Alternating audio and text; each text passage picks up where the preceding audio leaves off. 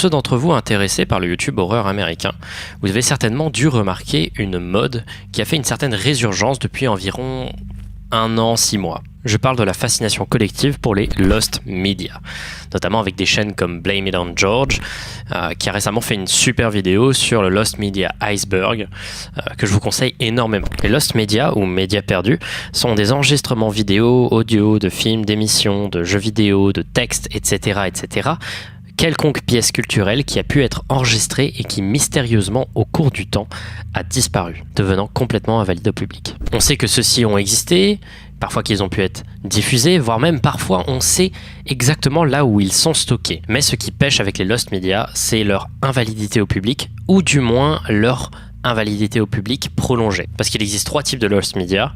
Les Lost Media perdus, à tout jamais, on est certain qu'on n'arrivera plus à les retrouver. Les Lost Media partiellement trouvés, et ceux qui ont été retrouvés.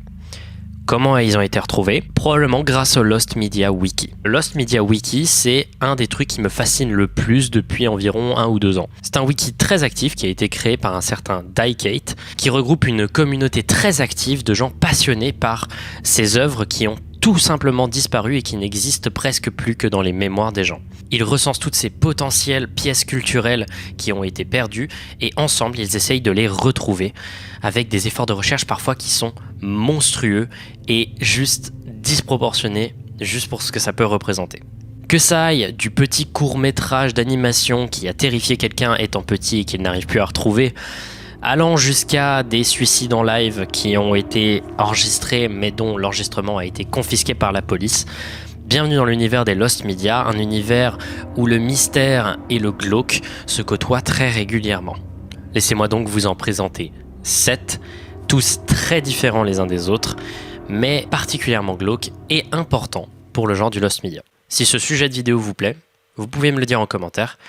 C'est un sujet qui me passionne et j'ai juste un peu peur de faire des redites de vidéos américaines. Dites-moi si ça vous dérange. Numéro 1, Cracks. Cracks, c'est l'un des cas les plus significatifs de Lost Media qui ait été réalisé tout court. C'est simple, il fait partie des quelques cas qui ont relancé la mode ces derniers temps. Alors qu'est-ce que c'est que Cracks? Tout commence en 2008 quand l'illustratrice Jennifer Bone poste sur son blog Tale of the Rat un article du nom de The Crack Monster. À l'intérieur de cet article, elle recollecte son souvenir d'enfance d'un court-métrage de l'émission Sesame Street qui l'a complètement traumatisée. Elle décrit le cartoon comme se passant ainsi. Une jeune fille aux cheveux bouclés, dans sa chambre est seule et regarde les fissures sur ses murs. Les fissures sur ses murs commencent à bouger toutes seules et d'un coup, elle se transforme en une sorte de dromadaire réalisé de fissures. Elle se met à monter ce dromadaire d'une façon un peu court-métrage surréaliste pour augmenter l'imagination des enfants. Puis son dromadaire fissure l'amène rencontrer d'autres animaux fissures, notamment un singe fissure et un poulet fissure. Mais là, on a seulement un peu ce qui a terrifié la personne. Ce qui a terrifié la personne, c'est le Crack Monster. Elle n'est plus vraiment très certaine si c'est le Crack Monster ou le Crack Master, enfin bref, on ne sait pas. Celui-ci se met à avoir un visage très menaçant jusqu'à se détruire lui-même, révélant ainsi le mur derrière les fissures. Après ça, la jeune fille revient dans son lit, les fissures reprennent une allure normale, c'est la fin du court-métrage. C'est un court-métrage un peu étrange, mais ce qui a particulièrement terrifié Jennifer Bone à propos de celui-ci, c'est qu'en regardant sur internet, elle n'a retrouvé absolument aucune trace de ce dessin animé. Elle a retrouvé néanmoins des témoignages similaires, mais impossible de savoir s'il s'agit bel et bien d'un dessin animé qui a existé ou juste un délire collectif où tout le monde semble avoir créé le même faux souvenir. Les gens sont assez intrigués par cet article jusqu'à ce qu'il y ait un commentaire d'un certain John Harmond qui apparaisse. Où est le segment du Crack Monster? Quelqu'un doit l'avoir quelque part. Je crois que je dois le voir à nouveau pour enfin avoir un dénouement à cette affaire. Je pense à ce court-métrage tous les jours depuis 30 ans. J'ai été terrifié et fasciné par ce clip. J'ai entendu des légendes urbaines comme quoi il aurait été supprimé et détruit car il a causé de la détresse mentale. Je n'y crois pas, mais je crois en effet qu'il devrait y avoir une raison pour laquelle il s'agit du seul court-métrage de Sesame Street qui n'ait pas pu être trouvé. Il doit y avoir une raison pour laquelle c'est resté coincé dans mon cerveau pendant plus de 30 ans. Je dois le voir à nouveau pour enfin le sortir. Il a 37 ans et le Crack Monster l'a terrifié pendant l'intégralité de sa vie. Il donna ainsi une description beaucoup plus précise et claire du court-métrage. Ainsi, la recherche sur internet commença sérieusement. Personne ne savait si Crax existait bel et bien ou si collectivement un groupe d'individus sur internet avait créé un faux souvenir, comme je vous avais dit. Les recherches arrivèrent d'abord à élaborer que ce court-métrage avait été potentiellement diffusé entre 1975 et 1980 dans l'émission Sesame Street. Donc John Harmon contacta des archives de CTW, le groupe qui crée Sesame Street. Il arriva ainsi à déterminer une diffusion du court-métrage le 10 février 1977, arrivant à peu près à confirmer son existence. Il aurait été diffusé 11 fois en tout, entre le 31 décembre 1975 et le 2 mai 1980. Puis soudain, John Harmon reçut un fax anonyme. Celui-ci prétendait avoir l'unique copie existante de Crax. Ce fax anonyme voulait avec plaisir donner la copie à John Harmon, mais à l'unique condition qu'il ne la diffuse jamais publiquement, et avec vraiment une emphase sur le fait que c'est interdit pour lui de le faire. John Harmon est intrigué, donc il essaye de répondre au fax. Celui-ci est tout simplement intraçable, il est impossible de lui répondre. Puis quelques mois plus tard, il recevra dans sa boîte aux lettres un colis contenant le dessin animé. Il était le seul à le posséder, et il n'avait ni le droit de le montrer dans des meetings publics, ni de le publier sur internet, ni de le copier, ni même de donner le nom officiel du short, ni même de citer les artistes qui ont créé celui-ci. John Harmon enregistra un documentaire audio de 9 minutes dans lequel il décrira très précisément ce qu'il se passe dans le short. Les gens étaient contents de savoir que le court-métrage existait, mais ils étaient quand même un peu énervés de ne pas l'avoir trouvé, donc les efforts de recherche continuèrent pour trouver éventuellement une autre source de ce dessin animé. Après 4 ans de recherche peu fructueuses, le créateur du Lost Media Wiki, le certain Ty Kate dont j'ai pu vous parler dans l'introduction, reçut par une source totalement anonyme en 2013 une copie du court-métrage.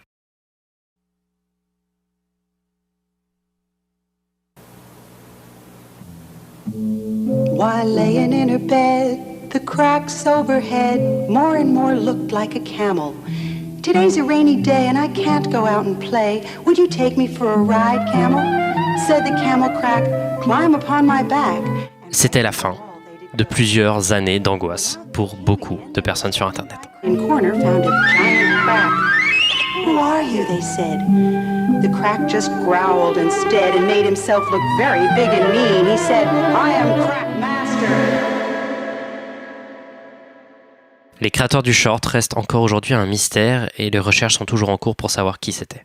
Aucun nom n'a pu être trouvé. Numéro 2, Christine Chubbuck. Alors là, on va grimper dans les choses sombres. Christine Chubbuck était une journaliste née en 1944.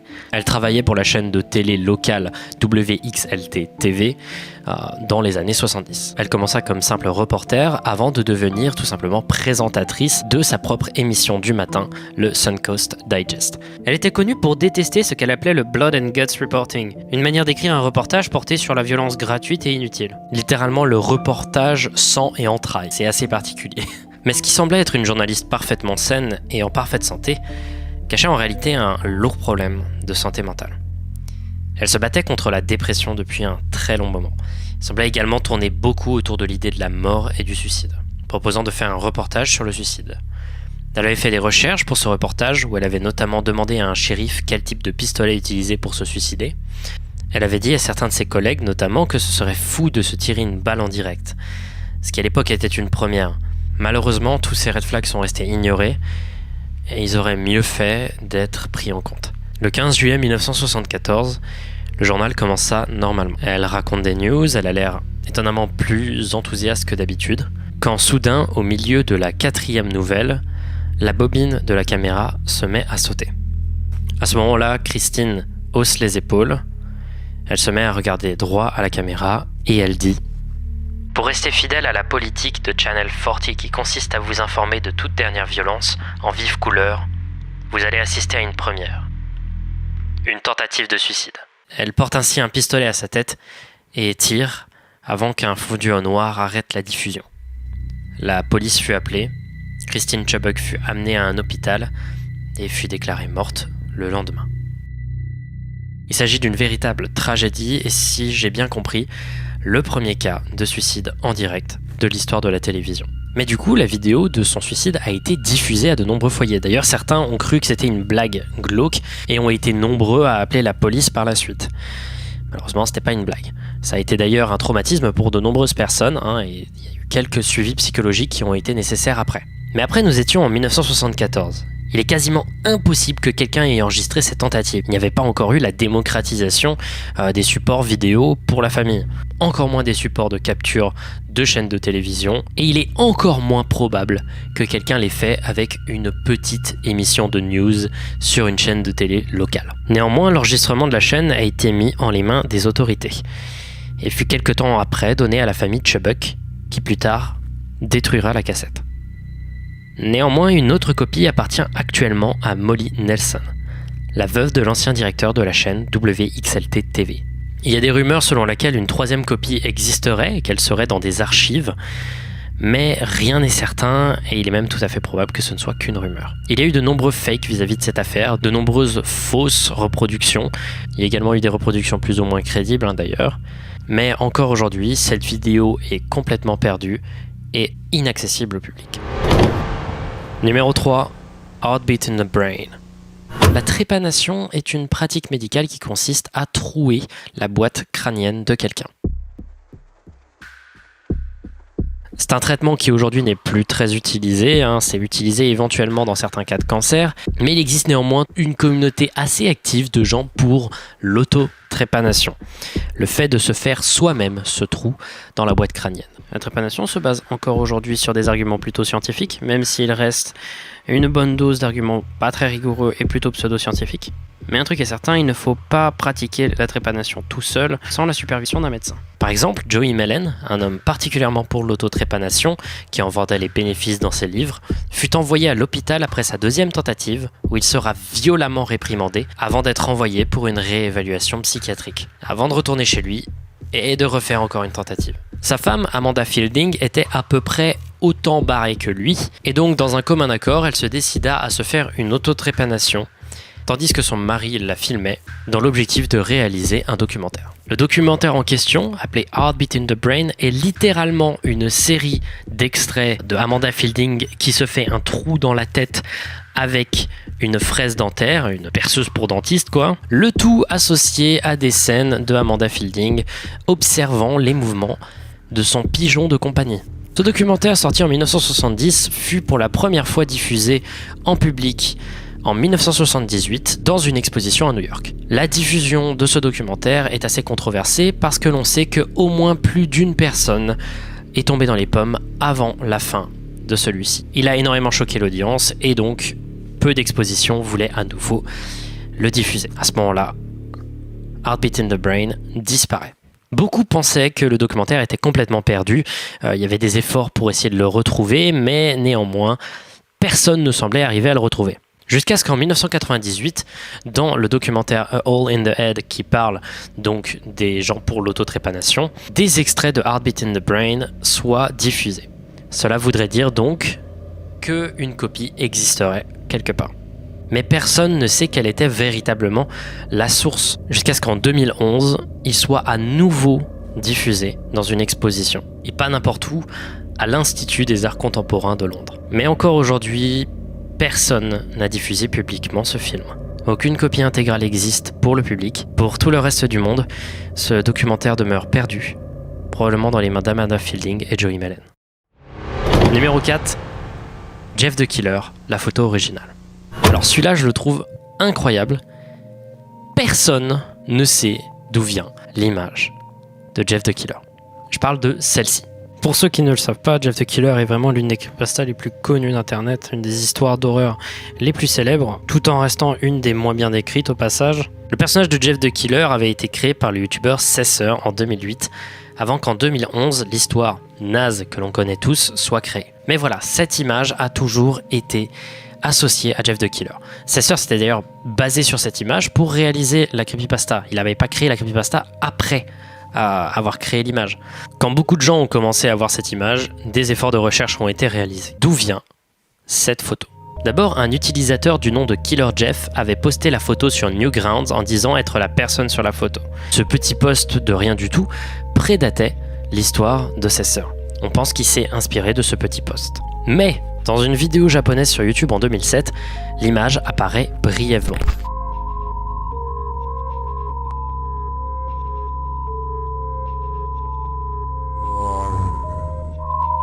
Puis ensuite, on apprend que l'image se baladait sur les image boards japonais depuis 2005 et qu'une version différente apparaissait encore plus tôt en 2005. Mais encore maintenant, personne n'arrive à trouver le moment où elle a été créée, le moment précis où ce Photoshop a été réalisé.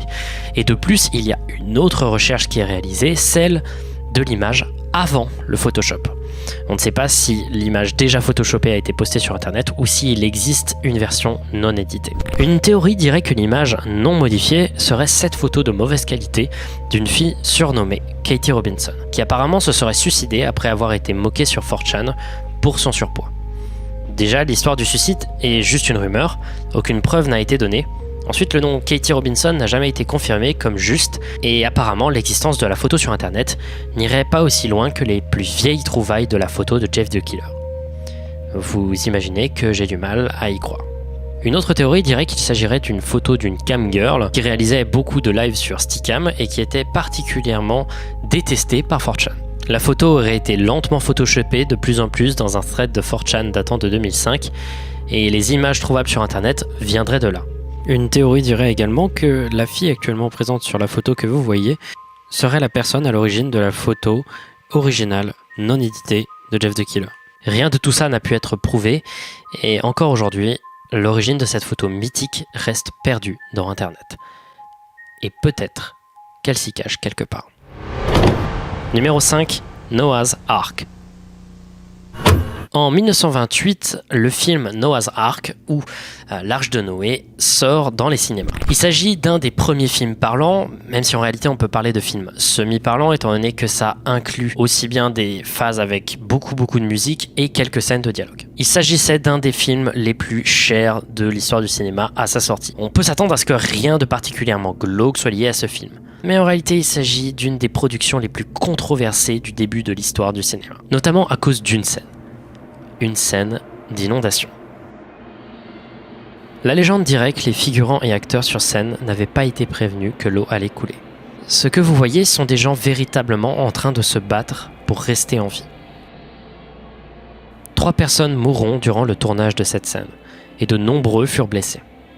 Cette scène a été si controversée qu'elle a motivé à la création de régulations dans le tournage de scènes de ce type avec des cascades. Et ça vient seulement de la version du film connue aujourd'hui, qui dure 1h40. La version originale du film durait 2h15. C'était beaucoup plus long et elle contenait beaucoup plus de scènes de cette inondation. Cette version, qui n'a été projetée qu'une fois à la presse, contenait notamment des prises où on voyait des acteurs qui se noyaient. Certains de ces acteurs qui sont décédés de cette scène. La version originale et les prises de la mort de ces acteurs semblent perdues à tout jamais. Numéro 6, Armin Meiwes, Bernd Brandes, Tape. En 2001, Armin Meiwes et Bernd Brandes se rencontrent sur internet. Ils sont tous les deux allemands, l'un est informaticien et l'autre est un ingénieur. Ils approchent de leur quarantaine, ont une famille, mais pourtant tous les deux sont intéressés par des choses très sombres. Ils sont cannibales. Ils se sont rencontrés sur un forum de fantasy cannibale nommé The Cannibal Café, dont le concept est uniquement que les gens fantasment sur le concept du cannibalisme, sans pour autant aller au bout de leur fantasme, sans jamais donc passer à l'acte. Néanmoins, Armin et Brent voulaient aller plus loin. Après un topic demandant d'être dévoré et un échange de coordonnées, les deux planifièrent une date et le jour venu, ils allèrent au bout. Armin commença par couper le pénis de Brent, avant d'essayer de le cuire, pour finalement le brûler à la cuisson et le donner à son chien. Il laissera ensuite Brent dans sa baignoire pendant qu'il perdait son sang, toujours conscient car drogué à des antidouleurs, des somnifères et beaucoup d'alcool. Après ça, il le poignarda jusqu'à sa mort, avant de commencer le démembrement. Le problème, c'est que toute la partie où il démembre Bernd a été enregistrée sur cassette. Plus de 4 heures de vidéo. Pour le coup, je comprends que ce soit un média perdu. Et je comprends également qu'il n'y ait pas énormément de recherche de cet enregistrement. Pendant plusieurs mois, Armin Meiwes a gardé le corps de Brent dans son congélo avant de se faire trouver par la police allemande. Dans la perquisition, on lui prendra la cassette. Des journalistes et des policiers ont dû voir la cassette en entier. Un gros paquet de ces personnes ont dû avoir un suivi psychologique très lourd après le visionnage de cette cassette. C'était si violent que ça. On parle donc d'un enregistrement véritablement traumatisant pour les quelques personnes qui ont pu le voir. Mais encore aujourd'hui, personne ne sait ce qu'il est advenu de cette cassette. On pense qu'elle est tout simplement archivée dans les locaux de la police allemande. Mais il y a quand même eu apparemment des fuites. Il existe 4 screenshots que je ne vais évidemment pas vous montrer. Je ne suis pas stupide. Vous pouvez aller les chercher, mais je ne vous conseille pas. C'est dégueu. Voilà, c'est juste dégueu. Mais je ne sais pas comment ces 4 screenshots, potentiellement fake, on ne sait pas, même si apparemment elles le sont pas pour la plupart. On ne sait pas comment ces 4 screenshots ont pu arriver là. Et je pense que là est le plus gros mystère lié à cette cassette. On va faire un truc un peu moins gore pour le 7ème quand même. Numéro 7, Pink Morning Cartoon. Alors celui-là, il m'a motivé à faire cette vidéo. Je trouve l'histoire autour de ce Lost Media incroyable. Il y a 13 ans, le 16 avril 2007, le youtubeur Jenkem Chick sort une vidéo nommée uniquement par 5 points d'interrogation. Voici un passage de la vidéo.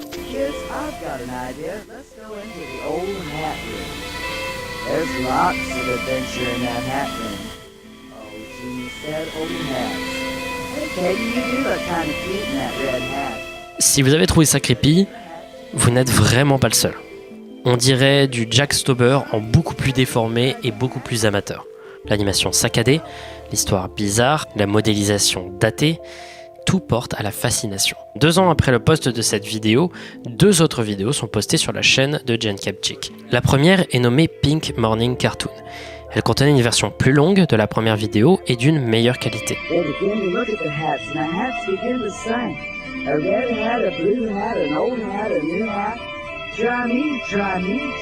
La deuxième était nommée Everything's Coming Up Spring et contenait un autre passage du dessin animé avec cette fois-ci une musique.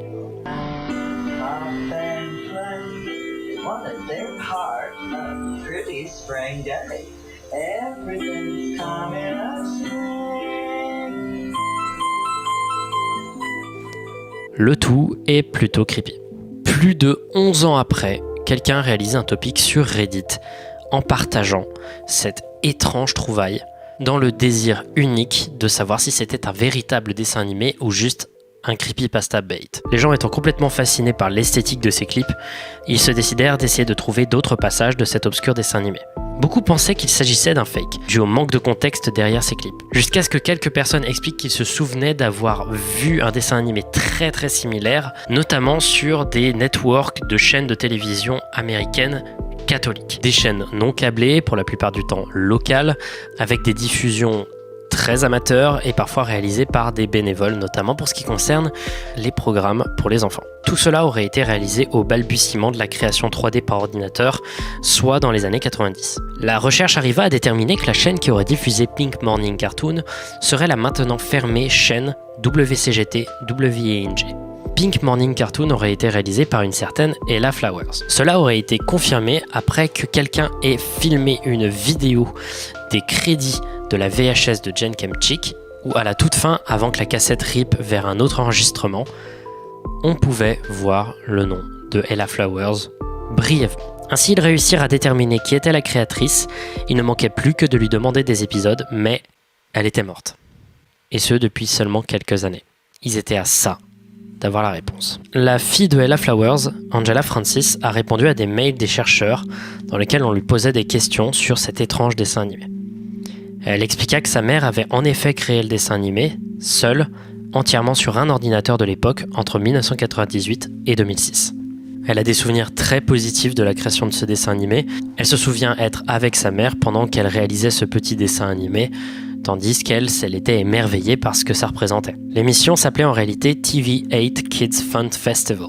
Les enregistrements ont été détruits par un cousin de Ella Flowers pour des raisons inconnues, mais apparemment ça aurait été motivé par de mauvaises intentions. Il existerait potentiellement encore des assets, des modèles qu'elle a utilisés dans les dessins animés, mais rien n'est certain. Pour beaucoup, on pense que les seules traces de ce dessin animé qui existent sont dans les mains de l'utilisateur qui a posté les clips originaux. Je trouve ça incroyable, les Lost Media. Je trouve ça vraiment passionnant. C'est vraiment, pour moi, l'essence de ce qu'est Findings, en particulier tout ce qui est l'atmosphère mystère et le fait que n'importe quoi peut être un Lost Media. Je vous invite cordialement à vous balader dans le Lost Media Wiki, de chercher les vidéos américaines qui ont inspiré cette vidéo. Presque toutes les histoires que j'ai racontées ici ont été notamment balancées dans le Lost Media Iceberg dont j'ai pu parler de la chaîne Blame It on George, une super chaîne qui fait des vidéos vraiment intéressantes. C'est dans la liste des super youtubeurs américains d'horreur. Vous me dites si ça vous plairait que je fasse comme ça des petits dossiers plus précis sur des trucs qui en général peuvent être balayés assez rapidement par d'autres chaînes. Moi ça m'éclate énormément et donc si ça vous plaît, allez-y. Je suis désolé encore une fois, je dis ça dans toutes les vidéos depuis quelques temps, mais je fais plus beaucoup de vidéos ces derniers temps parce que j'ai tout simplement une baisse de morale. Voilà. Ça va lentement se recréer et je prépare des vidéos assez grosses pour la suite. Une vidéo sur I'm a Flower, une rétrospective sur Disasters People on It, une rétrospective sur Unedited Footage of a Bear, la deuxième face cachée de TikTok qui arrive, des collaborations qui arrivent. Donc, on va bientôt être de retour, vous inquiétez pas. Bon courage, merci beaucoup, et à la prochaine.